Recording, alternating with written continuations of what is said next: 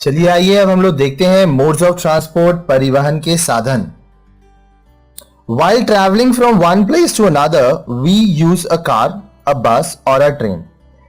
एक जगह से दूसरे जगह तक जाने के लिए हम लोग कार का इस्तेमाल करते हैं, बस का इस्तेमाल करते हैं या फिर ट्रेन का इस्तेमाल करते हैं। People also use boat, ship and aircraft for their movement. लोग बोट्स का इस्तेमाल करते हैं, जहाजों का इस्तेमाल करते हैं, एयरक्राफ्ट का इस्तेमाल करते हैं। These are all various means through which we move from place to place. ये वो सब साधन हैं जिनका इस्तेमाल करके हम एक जगह से दूसरी जगह तक जा सकते हैं। All these means of transport need the support of a particular medium or mode through which it will travel. अब ये जितने भी हैं, कार हो, चाहे बस हो, चाहे ट्रेन हो, चाहे बोट हो, चाहे शिप हो, चाहे एयरक्राफ्ट हो, इनको एक जरिया चाहिए जहां पर ये चल सके। जैसे कि for example a truck needs the support of a road. Truck अगर आपको चलाना है तो आपको रोड चाहिए। An aeroplane needs the support of air. Aeroplane चलाना है तो हवा चाहिए, वायु। And a ship needs water to travel. और जहाज पानी में चलेगा। तो मीडियम क्या हुआ? ट्रक के लिए रोड, एरोप्लेन के लिए एयर, शिप के लिए water. We find that basically transport is possible through land, air or water, which are called different modes of transport. तो हम ये पाते हैं कि जो परिवहन है, ट्रांसपोर्ट, वो या तो जमीनी, वायु या जल, ये तीन तरह के माध्यमों से हो सकता है और इन्हें हम मोड्स ऑफ ट्रांसपोर्ट कहते हैं। On land we use trucks, tractors, etc. to carry goods, trains, buses, cars, etc. जमीन में हम लोग ट्रक यूज करते हैं, ट्रैक्टर यूज करते हैं, ट्रेन यूज करते हैं, बसेस यूज करते हैं, कार्स यूज करते हैं। ट्रक ट्रैक्टर होता है माल ले जाने के लिए या लाने के लिए। ट्रेन, बस, कार, पैसेंजर। हालांकि ट्रेन में माल भी आता है, कभी कभी बस में भी माल आता है, कार्स में भी हम लोग लाते हैं। In air we use aeroplanes, helicopters to carry passengers as well as goods. अगर हम लोग एयर ट्रांसपोर्ट के बारे में पढ़ें तो एरोप्लेन होता है, हेलीकॉप्टर होता है, जिससे हम लोग पैसेंजर्स भी ले जाते हैं, सामान भी ले जाते हैं। Similarly in water we use ships, steamers, boats etcetera to carry goods and passengers. उसी तरह जल में हम लोग शिप यूज करते हैं, स्टीमर होता है, बोट होता है, इससे भी हम लोग पैसेंजर्स को ले जाते हैं, माल को ले जाते हैं। All these are known as various means of transport. ये जो है इनको परिवहन के अलग अलग साधन कहते हैं। The modes of transport can broadly be divided into 3 categories. तो जो परिवहन के साधन हैं उनको हम लोग 3 भागों में बांट सकते हैं। लैंड ट्रांसपोर्ट, जिसको हम लोग कहते हैं भूमि परिवहन, वाटर ट्रांसपोर्ट, जल परिवहन, एंड एयर ट्रांसपोर्ट, वायु परिवहन। Let us discuss various modes and related means of transport. अब हम लोग एक एक के बारे में डिटेल में पढ़ेंगे।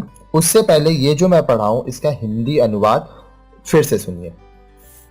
हमने देखा कि परिवहन मुख्य रूप से भूमि, वायु या जल मार्ग से हो सकता है। इन्हें परिवहन के विभिन्न साधन कहा जाता है। भू स्थल पर ट्रक, ट्रैक्टर आदि सामान को तथा रेलगाड़ियां, बसें तथा कारें यात्रियों को एक स्थान से दूसरे स्थान पर ले जाती हैं। वायु मार्ग से विमान और हेलीकॉप्टर यात्रियों और सामान को लाते ले जाते हैं। इसी प्रकार जल मार्ग से समुद्री जहाज और स्टीमर सामान और यात्रियों को लाते ले जाते हैं। इन्हें परिवहन के विभिन्न साधन कहा जाता है। परिवहन के साधनों को मुख्य रूप से 3 श्रेणियों में बांटा जा सकता है। भूस्थल या भूमि परिवहन, जल परिवहन तथा वायु परिवहन। आइए अब हम परिवहन के विभिन्न साधनों की चर्चा करें। सबसे पहला जो यहां पर है आप देख पा रहे हैं लैंड ट्रांसपोर्ट, जिसको भूमि परिवहन या भूस्थल परिवहन कहते हैं। Land transport refers to activities of physical movement of goods and passengers on land. भूमि परिवहन में किसी माल का या यात्री का फिजिकल मूवमेंट होता है। This movement takes place on road, rail, rope और पाइप। ये जो मूवमेंट है एक स्थान से दूसरे स्थान तक जाने का, वो रास्तों में, रेल में, रस्सियों के द्वारा, पाइप्स के द्वारा होता है। So land transport may further be divided into road transport, rail transport, ropeway transport, pipeline transport. तो लैंड ट्रांसपोर्ट को हम लोग और डिवाइड कर सकते हैं रोड ट्रांसपोर्ट में, रेल ट्रांसपोर्ट में, रोपवे ट्रांसपोर्ट और पाइपलाइन ट्रांसपोर्ट। अब लैंड ट्रांसपोर्ट के अंदर ये जो चार हैं इसके बारे में हम लोग डिटेल में पढ़ेंगे। पहले हिंदी अनुवाद देखिए। भूस्थल या भूमि परिवहन से अभिप्राय है वस्तुओं और यात्रियों को भूमि मार्ग से एक स्थान से दूसरे स्थान पर लाने ले जाना। इस प्रकार के परिवहन की गतिशीलता सड़क, रेल मार्ग, रस्सी या पाइप आदि के सहारे होती है। इस प्रकार हम भूमि परिवहन को चार भागों में बांट सकते हैं: सड़क परिवहन, रेल परिवहन, रस्सी मार्ग, रोपवे परिवहन और पाइपलाइन परिवहन। आइए अब हम विस्तार में इनके बारे में एक एक करके जानेंगे। सबसे पहला जो हमारा यहां पर है वो है रोड ट्रांसपोर्ट, जिसको हिंदी में सड़क परिवहन कहते हैं। Road are the means that connect one place to another on the surface of the land. सड़कें भूमि पर एक स्थान से दूसरे स्थान को जोड़ती हैं। You must have seen roads in your village, in towns and cities. आपने अपने गांव, कस्बे या शहर में सड़कें जरूर देखी होंगी। Not all of them look alike. ये सभी सड़कें एक जैसी नहीं होती हैं। Some of them are made of sand and some may be of chips and cement or coal tar. इनमें से कुछ तो बजरी से बनी होती हैं और कुछ पत्थर, सीमेंट या तारकोल से बनी होती हैं। You find different vehicles plying on roads like bullock carts, cycles, motorcycles, cars, truck, buses, etc. आपने देखा होगा कि बैलगाड़ियां, साइकिलें, मोटरसाइकिलें, कारें, ट्रक, बसें आदि सड़कों पर चलती हैं। All of these constitute different means of road transport. इन्हें सड़क परिवहन के विभिन्न साधन कहा जाता है। The means of road transport may be divided into three types: man-driven, animal-driven and motor-driven. सड़क परिवहन के साधनों को तीन भागों में बांटा जा सकता है। पहला मनुष्य द्वारा खींचे जाने वाले साधन, दूसरा पशुओं द्वारा खींचे जाने वाले साधन, तीसरा मोटर द्वारा खींचे या चलाए जाने वाले साधन। You might have seen individuals carrying goods on their head or back, on bicycles or on ठेलास, push carts moving from one place to other. आपने देखा होगा कि कुछ लोग सिर पर, पीठ पर, साइकिल पर या ठेले पर सामान को एक जगह से दूसरी जगह ले जाते हैं। ये मैन ड्रिवन है। People also ride a bicycle and use a rickshaw to travel short distances. कुछ लोग थोड़ी दूरी पर जाने के लिए साइकिल या रिक्शे का प्रयोग करते हैं। We also find animal driven vehicles like carts drawn by bullocks, camels, horses, donkeys, etc. used in rural areas to carry crops, straw, fodder and sometimes even people. हम यह भी देखते हैं कि ग्रामीण क्षेत्रों में लोग फसलों तथा अन्य सामानों को पशुओं द्वारा खींची जाने वाली गाड़ियों से एक स्थान से दूसरी स्थान पर ले जाते हैं। ये गाड़ियां बैलों, ऊंटों, घोड़ों या गधों द्वारा खींची जाती है। Sometimes even animals are directly used to carry goods from one place to another. कई बार पशुओं की पीठ पर लाद कर भी सामान एक स्थान से दूसरे स्थान पर ले जाया जाता है। In areas which are normally covered with snow throughout the year, we find sledges pulled by dogs used to carry both passenger and goods. जिन स्थानों पर साल भर बर्फ जमी रहती है वहां लोग साधारणतः कुत्तों द्वारा खींचे जाने वाली गाड़ियों से सामान ढोते हैं और खुद भी इन पर यात्रा करते हैं। इन गाड़ियों को स्लेज कहा जाता है। Compared with man-driven and animal-driven means of road transport, motor-driven means of transport have become more popular over the years. पिछले कई वर्षों से आदमी द्वारा या पशुओं द्वारा खींचे जाने वाली गाड़ियों की अपेक्षा मोटर से चलने वाली गाड़ियां ज्यादा महत्वपूर्ण हो गई हैं। This is due to their speedy movement and larger carrying capacity. इसका कारण यह है कि यह गाड़ियां ज्यादा तेज गति से चलती हैं और इनकी सामान ढोने की क्षमता भी अधिक होती है। Extension of roads to every corner of the country has also enhanced the use of motor-driven transport. देश के कोने-कोने तक सड़कें बन जाने से भी मोटर वाहनों का उपयोग बढ़ा है।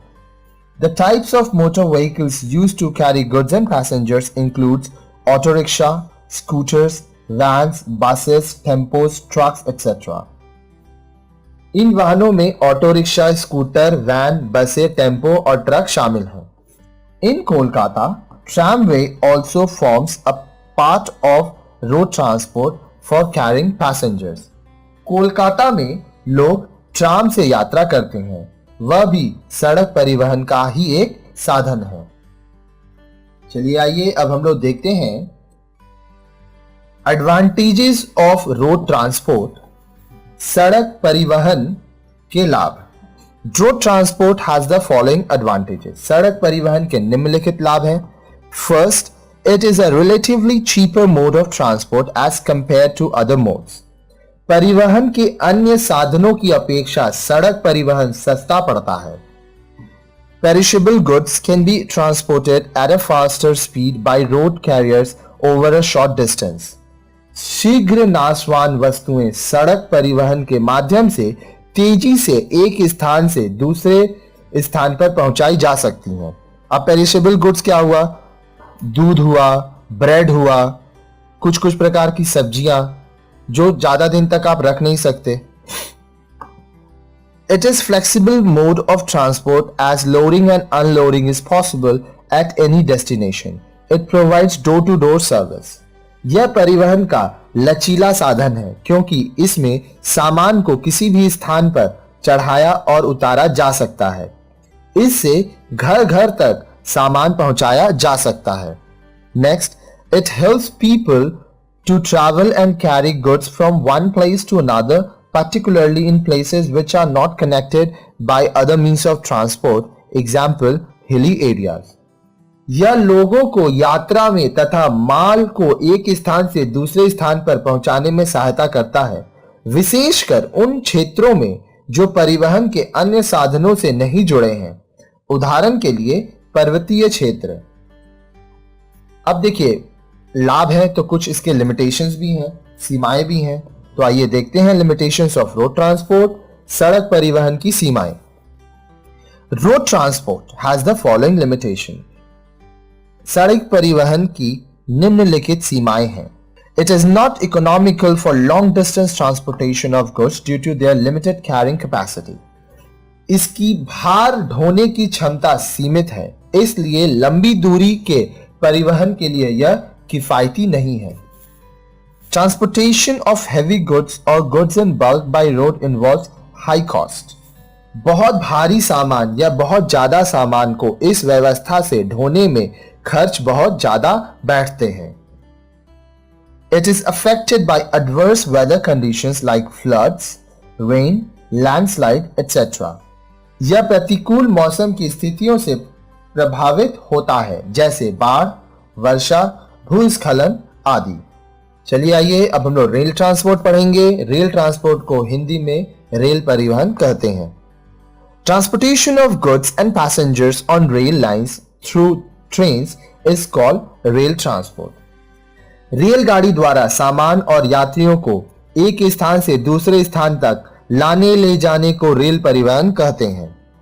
It occupies an important place in land transport system of our country and is the most dependable mode of transport to carry goods and passengers over a long distance. हमारे देश में भू परिवहन व्यवस्था में इसका महत्वपूर्ण स्थान है और लंबी दूरी तक सामान और यात्रियों को लाने ले जाने कि यह सबसे विश्वसनीय व्यवस्था है। Besides long distance, local transport of passengers is also provided by local trains or metro trains in some metropolitan cities. लंबी दूरी के अलावा कुछ महानगरों में स्थानीय रेलगाड़ियां या मेट्रो रेलगाड़ियां यात्रियों को स्थानीय यात्रा की सुविधा भी उपलब्ध कराती है। Rail transport is available throughout the country except some hilly and mountainous regions. कुछ पर्वतीय क्षेत्रों को छोड़कर रेल परिवहन पूरे देश में उपलब्ध है। In India 2 types of trains are found. Bharat में 2 प्रकार की रेलगाड़ियां हैं। One is passenger train and other is goods train. एक यात्री गाड़ियां और दूसरी मालगाड़ियां। While passenger trains carry both human beings and limited quantity of goods, the goods trains are exclusively used for carrying goods from one place to another. यात्री गाड़ियों से यात्री और कुछ सामान, जबकि मालगाड़ियों से केवल सामान एक स्थान से दूसरे स्थान पर लाया व ले जाया जाता है। These trains are driven by rail engines and they use steam, diesel and electric power to move. ये गाड़ियां रेल इंजनों द्वारा खींची जाती हैं और उनमें भाप, डीजल या विद्युत शक्ति का प्रयोग होता है। Let us now discuss the advantages and limitation of rail transport. आइए रेल परिवहन का पहले लाभ देखते हैं। It is a convenient mode of transport for traveling long distances. लंबी दूरी की यात्रा के लिए यह सबसे अधिक सुविधाजनक साधन है। It is relatively faster than road transport. यह सड़क परिवहन की अपेक्षा ज्यादा तेज है। It is suitable for carrying heavy goods in large quantities over long distances. भारी सामान या ज्यादा मात्रा में सामान को लंबी दूरी तक ले जाने के लिए यह उपयुक्त साधन है। Its operation is less affected by adverse weather conditions like rain, floods, fog, etc. खराब मौसम जैसे कि बाढ़, वर्षा, कोहरे आदि का इस पर बहुत कम असर पड़ता है। चलिए आइए अब इसके कुछ सीमाएं हैं वो देख लेते हैं। Limitations of railway transport. It is relatively expensive for carrying goods and passengers over short distances. थोड़ी दूरी तक माल तथा यात्रियों को ले जाने के लिए यह महंगा पड़ता है। It is not available in remote parts of the country. देश के दूर दराज के क्षेत्रों में यह उपलब्ध नहीं है। It provides service according to fixed time schedule and is not flexible for loading or unloading of goods at any place. रेलगाड़ियां एक निर्धारित समय सारणी के अनुसार चलती हैं और इनसे कहीं भी और कभी भी माल को चढ़ाना या उतारना संभव नहीं होता। It involves heavy losses of life as well as goods in case of accident. दुर्घटना की स्थिति में इससे जान माल की भारी नुकसान होता है। आइए नेक्स्ट देखते हैं पाइपलाइन ट्रांसपोर्ट, इसको हिंदी में भी पाइपलाइन परिवहन कहते हैं। In modern times pipelines are used for various purposes. आधुनिक समय में पाइपलाइन को विभिन्न उद्देश्यों के लिए प्रयोग किया जाता है। Water supply to residential and commercial areas is carried on with the help of pipelines. घरों और व्यावसायिक क्षेत्रों में पानी पाइपलाइनों के जरिए पहुंचाया जाता है। Petroleum and natural gas are also transported from one place to another through pipelines. Petroleum और प्राकृतिक गैस भी एक स्थान से दूसरे स्थान तक पाइपलाइनों से पहुंचाई जाती है। This is the most convenient as well as economical mode of transport for these products in comparison to road and rail transport, provided the volume to be transported is large quantities. But the cost of installation and maintenance requires large capital investment. सड़क और rail मार्गों के मुकाबले petroleum और प्राकृतिक gas पहुंचाने का यह अच्छा, सुविधाजनक और किफायती तरीका है, लेकिन इसमें लाने ले जाने वाली वस्तुओं की मात्रा काफी ज्यादा होनी चाहिए। अगर आपकी लाने ले जाने वस्तु की मात्रा कम है तो यह आपके लिए नुकसान होगा। साथ ही साथ यातायात के इस साधन की स्थापना और रख रखाव में अधिक मात्रा में पूंजी विनियोजन की आवश्यकता पड़ती है। चलिए नेक्स्ट देखते हैं रोपवे ट्रांसपोर्ट। इसको रोपवे परिवहन कहते हैं। Ropeway refers to a mode of transport which connects two places on the hills and across a valley or river. Ropeway परिवहन से पहाड़ों पर घाटी के आर पार या नदी के आर पार के दो स्थानों को जोड़ा जाता है। In hilly areas, trolleys move on wheels connected to a rope and are used for carrying passengers or goods, especially building materials, food, etc. पहाड़ी क्षेत्रों में किसी रोपवे से जुड़ी ट्रॉलियां लोगों, सामान या विशेष रूप से भवन निर्माण सामग्री या खाद्य पदार्थों आदि को एक स्थान से दूसरे स्थान तक पहुंचाती हैं। The famous Uran Khatola Jagdamba in Gujarat that carries pilgrims to the temple is an example of ropeway transport which carries more than 50 passengers at a time. Ropeway का उदाहरण गुजरात में प्रसिद्ध उरण खटोला जगदम्बा है जो एक समय में 50 से अधिक यात्रियों को ले जाता है। चलिए आइए अब हम लोग देखते हैं वाटर ट्रांसपोर्ट, जल परिवहन। Water transport refers to movement of goods and passenger on waterways by using various means like boats, steamers, launches, ships, etc. जल परिवहन से अभिप्राय है नाव, स्टीमर, लॉन्च, समुद्री जहाज जैसे विभिन्न साधनों की सहायता से जल मार्ग से सामान और यात्रियों को लाने ले जाने। With the help of these means, goods and passengers are carried to different places, both within as well as outside the country. इन साधनों से सामान और यात्रियों को देश के विभिन्न भागों और विदेशों में लाया व ले जाया जाता है। When rivers and canals within the country are used for the movement of boats, launches, etc., this is called inland water transport. नदियों और नहरों में नावों, लॉन्चों आदि से सामान और यात्रियों को एक स्थान से दूसरे स्थान तक ले जाया जाता है। यह सारा परिवहन देश के अंदर होता है, अतः इसे अंतर्देशीय जल परिवहन कहा जाता है। When the various means of transport are used to carry goods and passengers on the sea route, it is termed as ocean transport. जब समुद्र मार्ग के विभिन्न साधनों के माध्यम से माल व यात्रियों को एक स्थान से दूसरे स्थान तक लाया व ले जाया जाता है तो वह महासागरीय परिवहन कहलाता है। तो आइए इस प्रकार के जल परिवहन के बारे में और अधिक जानकारी प्राप्त करें। सबसे पहला जो हमारा है वो है इनलैंड वाटर ट्रांसपोर्ट, अंतर्देशीय जल परिवहन। Inland water transport uses boats, launches, barges, steamers, etc. to carry goods and passengers on river and canal routes. अंतर्देशीय जल परिवहन में नावों, लॉन्चों, बार्जों, स्टीमरों से नदियों और नहरों के रास्ते सामान और यात्रियों को एक स्थान से दूसरे स्थान तक लाया व ले जाया जाता है। These routes are called inland waterways and are used in domestic and home trade to carry bulky goods. इन नदियों और नहरों को जल मार्ग कहा जाता है। इस परिवहन व्यवस्था का प्रयोग घरेलू व्यापार में भारी सामान ढोने के लिए किया जाता है। Passenger transport through waterways is not so popular in our countries.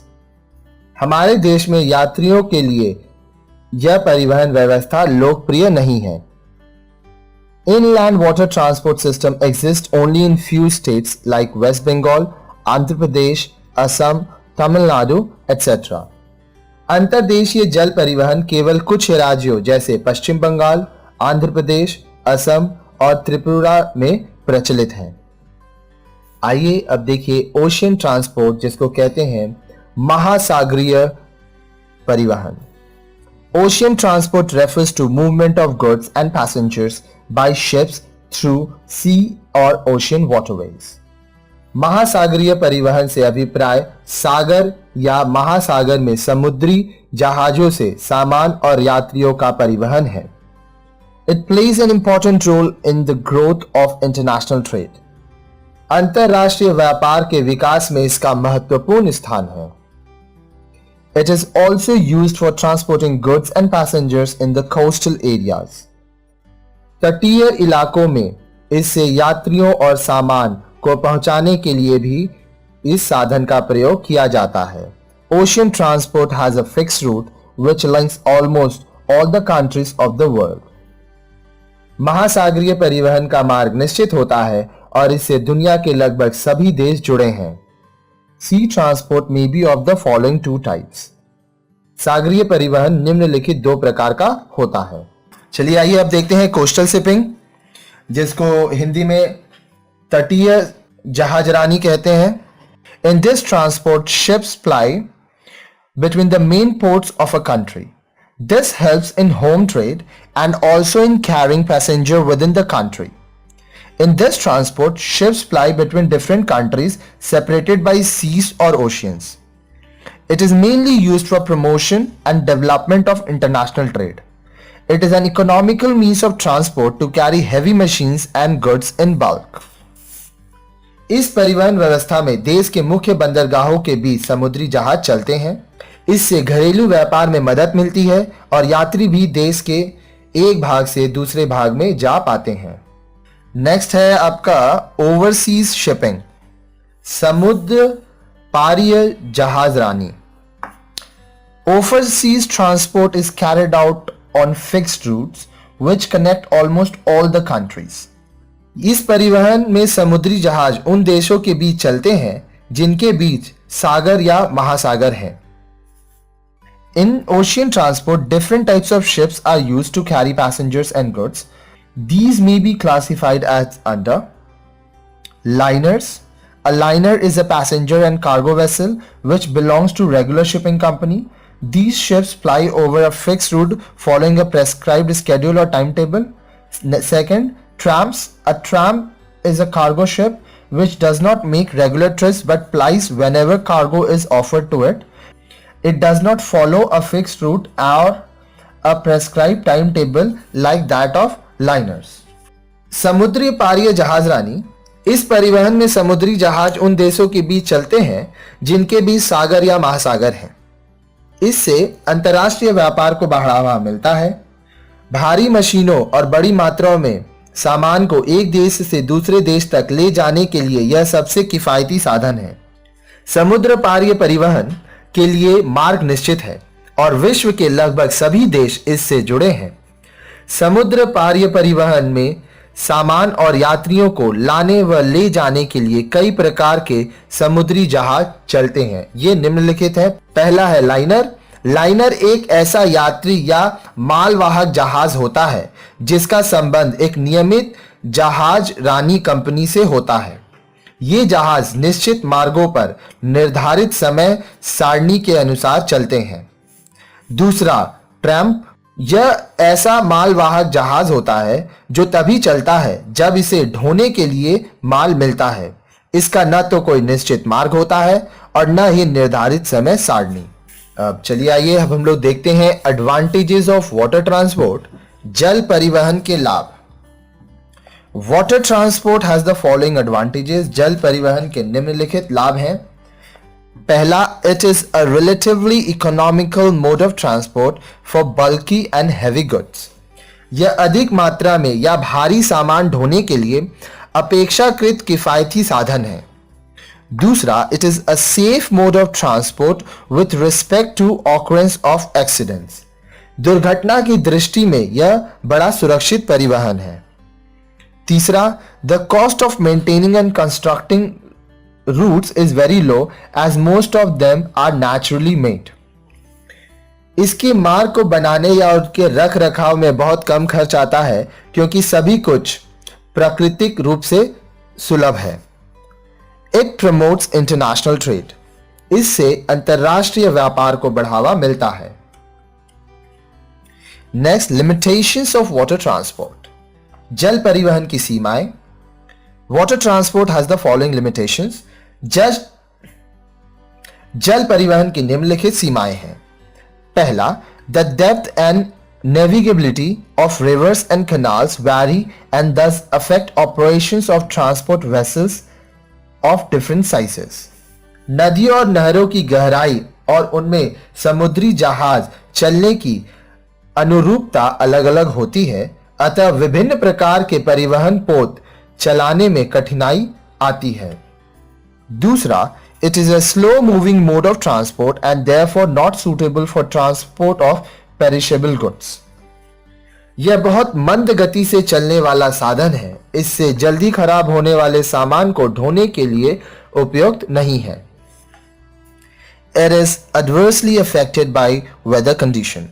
खराब मौसम में इस पर प्रतिकूल प्रभाव पड़ता है. Sea transport requires large investments in ships and their maintenance. जल परिवहन में जहाजों की खरीद और रख रखाव में भारी खर्च होता है. चलिए आइए अब हम लोग पढ़ते हैं एयर ट्रांसपोर्ट, वायु परिवहन. This is the fastest mode of transport. यह परिवहन का सबसे तेज माध्यम है. It carries goods and passengers through Airways by using different aircrafts like passenger aircraft, cargo aircraft, helicopters etcetera. इसके अंतर्गत यात्री विमानों, मालवाहक विमानों और हेलीकॉप्टरों से सामान और यात्रियों को वायु मार्ग से ले जाया जाता है. Besides passengers, it generally carries goods that are less bulky or are of high value. इसमें यात्री के अलावा हल्का और कीमती सामान ढोया जाता है. In hilly and mountainous areas where other mode of transport is not feasible, air transport is an important as well as convenient mode. पर्वतीय क्षेत्रों में जहां परिवहन के अन्य साधनों का इस्तेमाल संभव नहीं होता, वायु परिवहन बहुत महत्वपूर्ण और सुविधाजनक साधन है. It is also used for transporting goods and passengers during natural calamities like earthquake and floods, etc. भूकंप और बाढ़ आदि प्राकृतिक आपदाओं के दौरान सामान और यात्रियों को लाने ले जाने के लिए अधिकतर इसी साधन का प्रयोग होता है. During war, air transport plays an important role in carrying soldiers as well as supplies to the required areas. युद्ध के दौरान भी वायु परिवहन की बड़ी महत्वपूर्ण भूमिका होती है. Air transport may be classified as domestic and international air transport. वायु परिवहन को घरेलू वायु परिवहन और अंतर्राष्ट्रीय वायु परिवहन में बांटा जा सकता है. While domestic air transport mainly facilitates movement within the country, international air transport is used for carrying goods and passengers among different countries. Air transport is carried out in fixed air routes which connect almost all the countries. घरेलू वायु परिवहन में देश के अंदर भ्रमण करने की सुविधा रहती है, जबकि अंतर्राष्ट्रीय वायु परिवहन के अंतर्गत विभिन्न देशों के बीच सामान और यात्रियों को लाया जाता है. वायु परिवहन के निश्चित मार्ग होते हैं जो लगभग विश्व के सभी देशों को आपस में जोड़ते हैं. चलिए आइए अब हम लोग देखते हैं एडवांटेजेस ऑफ एयर ट्रांसपोर्ट, वायु परिवहन के लाभ. It has the following advantages. It is the fastest mode of transport. यह परिवहन का सबसे तेज माध्यम है. It is very useful in transporting goods and passengers to the area which are not accessible by any other means of transport. जिन स्थानों पर अन्य माध्यमों से नहीं पहुंचा जा सकता, वहां यह सामान और यात्रियों को पहुंचाने का सबसे ज्यादा उपयोगी साधन है. It is the most convenient mode of transport during natural calamities. प्राकृतिक आपदाओं के दौरान यह परिवहन का सबसे सुविधाजनक साधन है. It provides vital support to the national security and defense. राष्ट्रीय सुरक्षा और रक्षा में इसका महत्वपूर्ण योगदान है. अब देखिए लाभ हैं तो कुछ सीमाएं भी हैं. क्या सीमाएं हैं? It is relatively more expensive mode of transport. यह परिवहन का अपेक्षाकृत अधिक महंगा साधन है. It is not suitable for transporting heavy and bulky goods. भारी सामान या बड़ी मात्रा में सामान ले जाने के लिए यह उपयुक्त नहीं है। It is affected by adverse weather conditions. खराब मौसम का इस पर प्रतिकूल असर पड़ता है। It is not suitable for short distance travel. छोटी दूरी की यात्रा के लिए यह उपयुक्त नहीं है। In case of accidents, it results in heavy losses of goods, property and life. दुर्घटना के समय माल, संपत्ति और जान का भारी नुकसान होता है।